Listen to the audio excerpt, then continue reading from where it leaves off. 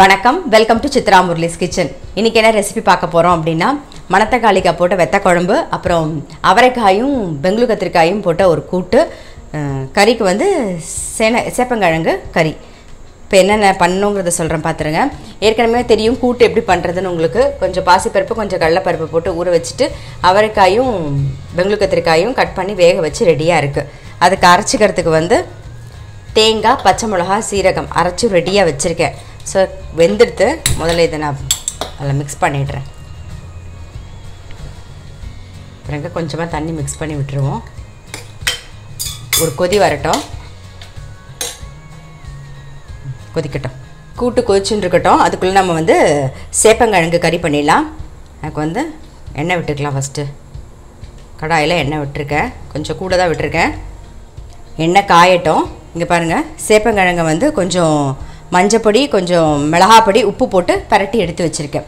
So எண்ணெய் காஞ்சோடனே நம்ம தாளித்து கொட்டிடலாம். எண்ணெயும் காஞ்செடுத்து கடுகு,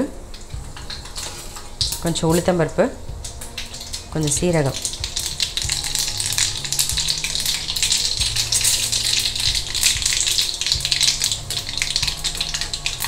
நீங்கள் வந்து பூண்டு கூட வேணும்னா தாளிச்சிக்கலாம். பூண்டு வேணும்னா இந்த எண்ணெயில் தாளிச்சிட்டு போட்டிங்கன்னா அது ஒரு வாசனையாக இருக்கும். நான் இன்றைக்கி பூண்டெல்லாம் போட போகிறதில்ல, வெறும் பெருங்காயம் தான்.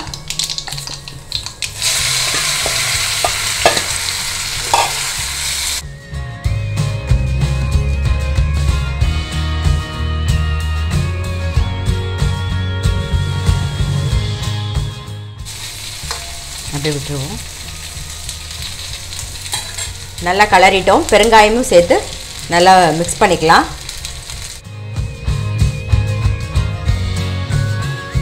ரெண்டு அரிசி மாவு போட்டுக்கலாம்.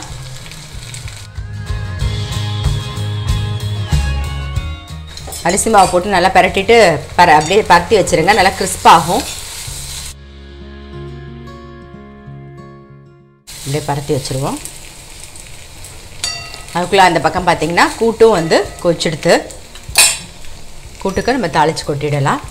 இறக்கி வச்சிடுறேன்.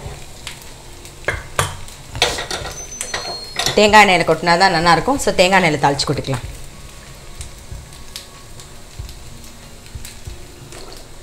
பச்சை தேங்காய்னா ஒரு ஸ்பூன். எண்ணெய் காஞ்செடுத்து கடுகு, கொஞ்சம் உளுத்தம்பருப்பு, கொஞ்சம் சீரகம்,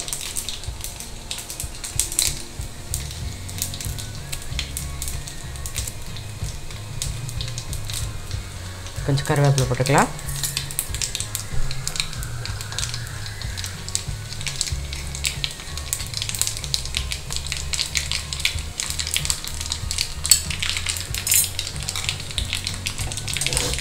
கொஞ்சம் கருவேப்பிலை கூட்டில் விட்டுடலாம்.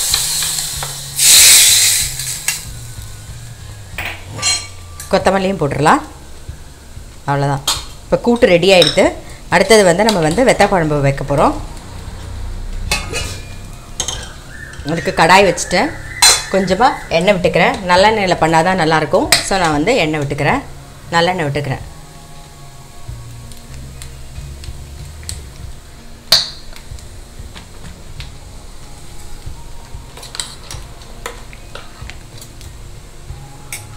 இதுக்கு உப்பு இன்னும் சேர்க்கல, நாம் உப்பு சேர்த்துருவோம். வேக வைக்கும் போதே வந்து கொஞ்சம் பெருங்காயம், மஞ்சப்பொடி எல்லாம் சேர்த்து, பருப்பு காயெல்லாம் சேர்த்து வேக வச்சுக்கோங்க. அவ்வளோதான். ரெடி ஆகிடுத்து.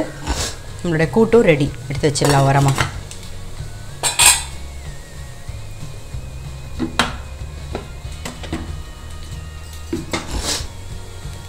நல்லெண்ணெய் நல்லா காஞ்செடுத்து கடுகு, வெந்தயம் நல்லா ஒரு டீஸ்பூன் போடுங்க. அப்போ தான் நல்லா வாசனையாக இருக்கும். ஸோ கருவேப்பிலை, இது வந்து மணத்தக்காளிக்காய் எடுத்து வச்சுருக்கேன், வத்தல், அதையும் போடுறேன்.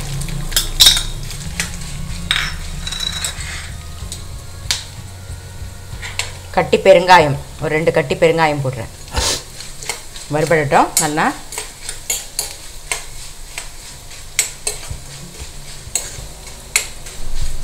பாருங்கள், மணத்தக்காளி வத்தல் வந்து நல்லா வறுபட்டுருத்து. இப்போ வந்து கொஞ்சம் மஞ்சள் பொடி சேர்த்துக்கலாம்.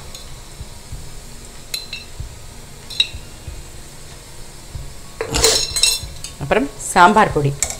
நீங்கள் எவ்வளோ வெத்த குழம்பு வைக்கிறீங்களோ அதுக்கு தகுந்த மாதிரி சாம்பார் பொடி போட்டுக்கோங்க.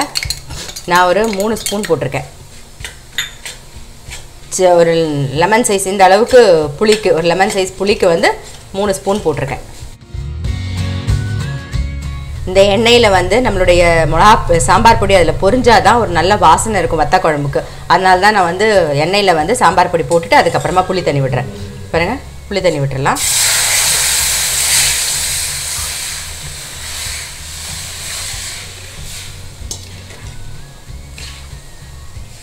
உப்பு போட்டுக்கலாம்.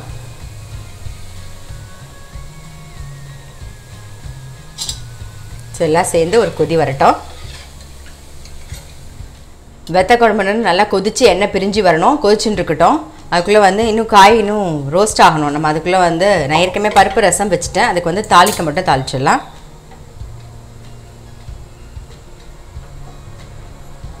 கொஞ்சம் கடுகு, சீரகம்,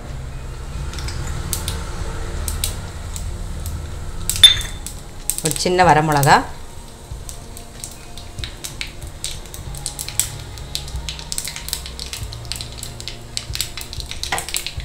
கொஞ்சம் கருவேப்பிலை.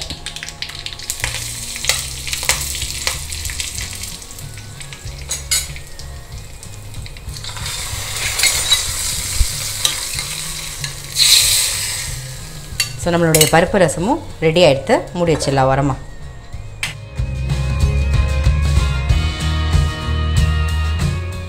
சேப்பங்கிழங்கு அடுப்பில் வச்சுருவோம். அது கொஞ்சம் நேரம் ரோஸ்ட் ஆகட்டும். ஒரு கலரி விட்டுப்போம். பாருங்கள், எண்ணெய் பிரிஞ்சு வர ஆரம்பிச்சிடுது. இப்போ வந்து வெல்லம் சேர்த்துக்கலாம். வெல்லம் வந்து ஆப்ஷனல் தான். அது புளியோட எருப்பு எடுக்கிறதுக்கு தான். வேணும்னா சேர்த்துக்கலாம். ஆனால் வெல்லம் போட்டால் ஒரு டேஸ்ட் இருக்கும். ஸோ நான் வெல்லம் சேர்த்துக்கிறேன். வெல்லம் சேர்த்து ஒரு கொதி வந்தால் போதும். அப்புறம் இது வந்து லாஸ்ட்டாக இறக்கும்போது நம்ம என்ன பண்ண போகிறோம், 1/4 டீஸ்பூன் கடுகு, 1/4 டீஸ்பூன் வெந்தயம், இதை நல்லா ட்ரை வால்நீரில் வறுத்துட்டு பொடி பண்ணி வச்சுருக்கேன். இதை நீங்கள் லாஸ்ட்டாக இறக்குற சமயத்தில் மேலாக தூவிட்டு ஒரு மிக்ஸ் பண்ணிவிட்டு மூடிடுங்க. உடனே ஆஃப் பண்ணிட்டிங்கன்னா வெத்த குழம்பு வந்து செம்ம டேஸ்ட்டாக இருக்கும். 1/4 டீஸ்பூன் கடுகு, 1/4 டீஸ்பூன் வெந்தயம், ஒரு லெமன் சைஸ் அளவுக்கு புளிக்கு தான். வெந்தயமும் கடுகும் வறுத்து அரைச்ச பொடி அதை வந்து அப்படி மேலாக தூவி நாப்பில் போட்டுருங்க.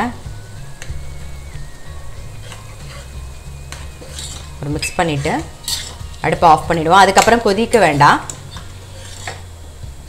இப்போ பாருங்கள், நம்மளுடைய மணத்தக்காளி வத்த குழம்பு ரெடி ஆகிடுத்து. மூடி வச்சிடலாம். அவ்வளோதான், சிம்பிளாக நல்லா டேஸ்ட்டாக இருக்கும் இந்த வத்த குழம்பு.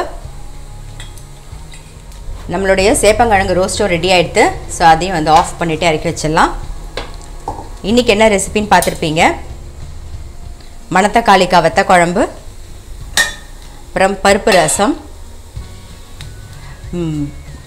அவரைக்காயும் பெங்களூர் கத்திரிக்காயும் போட்ட கூட்டு, அப்புறம் சேப்பங்கிழங்கு கறி. அவ்வளோதான், நம்மளுக்கு இன்றைக்கான ரெசிபி ரெடி ஆகிடுது. ஸோ ரொம்ப ஈஸியான ரெசிபி தான். வெத்த குழம்பு நான் சொன்ன மாதிரி லாஸ்ட்டாக கடுகு வெந்தயமும் வறுத்து பொடிச்சு போட்டு இன்றைக்கி வச்சு பாருங்கள். செம்ம டேஸ்ட்டாக இருக்கும். ட்ரை பண்ணி பாருங்கள். நான் அடுத்த ரெசிபியில் சந்திக்கிறேன்.